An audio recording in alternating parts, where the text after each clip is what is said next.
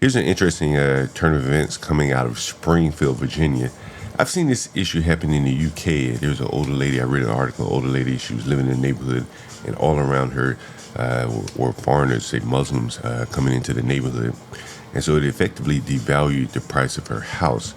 And in this case, it's a very interesting case happening in Springfield. Courtney Leonard lives literally in the shadow of the new addition being built onto her next-door neighbor's house. Design-wise, it doesn't look anything like what it's attached to or anything else in the neighborhood. Other neighbors tell us they're okay with this, that 3 generations of a very nice family will be living here. That family told us they had nothing to add to our story. It feels like it's not real.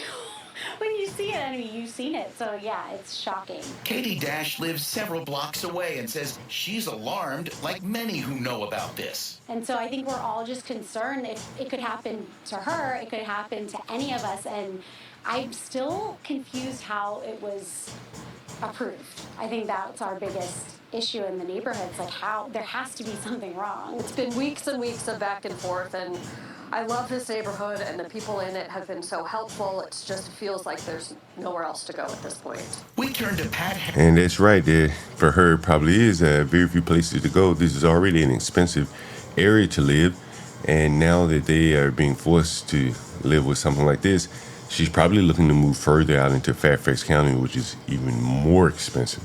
Herrity, for clarification, he's the Fairfax County supervisor for this area and has been out to see this with his own eyes. Clearly does not belong in our suburban neighborhoods, a structure like that, 8.5 feet from the property line, three stories tall for the length of the lot. It has no place. And we need to fix our zoning ordinance to make sure that doesn't happen again.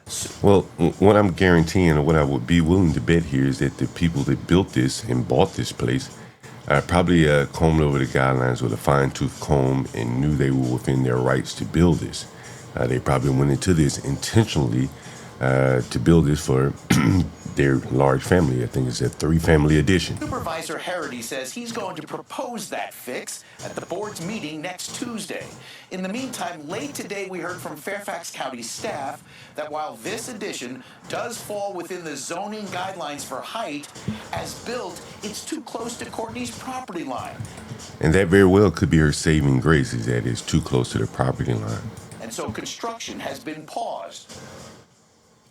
So that should be an interesting development in Springfield, Virginia. Again, my lovely lady Lisa lives there, and all of the neighbors are going to be negatively affected by this. It's not going to be good for the property values to have this large monstrosity in the area.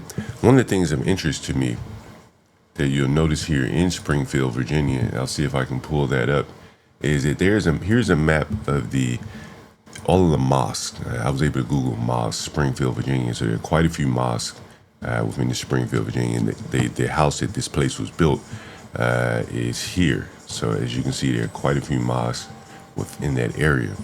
So you can expect that the demand for housing, multifamily housing, will increase based upon there's a large number of mosques here. And these people will be looking for housing, and they will be combing through the housing guidelines to try to find housing or lots where they can build multifamily housing. Once again, I am John Galt. Thank you for joining.